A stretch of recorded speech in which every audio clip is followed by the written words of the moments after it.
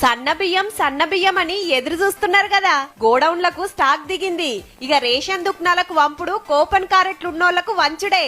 ఉగాదికే ఇయ్యాలని డిసైడ్ చేసింది కదా సర్కారు. గా పని రువ్వడిగా నడుస్తుందన్నట్టు. మంచి క్వాలిటీ సన్న బియ్యం ఇవ్వబోతున్నాము. రాష్ట్రంలో 89 లక్షల రేషన్ కార్డులుంటే కొత్తగా ఇచ్చే ఇంకో 10 లక్షల కార్డులకు కలిపి ఏడాదికి 22 లక్షల టన్నుల బియ్యం అవసరమైతాయని లెక్కలు కట్టిండ్రు. స్టాక్ ఎంతొచ్చింది, ఇంకెంత రావాలనో చూసుకొని దుకాణాలకు సదురుతున్నారు. ఏప్రిల్ 1 కెళ్లి తెలంగాణ అంతటా సన్న బియ్యం పంచే పని షురువుగా అవుతుంది. మనిషికి 6 కిలోల లెక్కన ఇంట్లో ఎందరుంటే అన్ని కిలోలు పోస్తారట.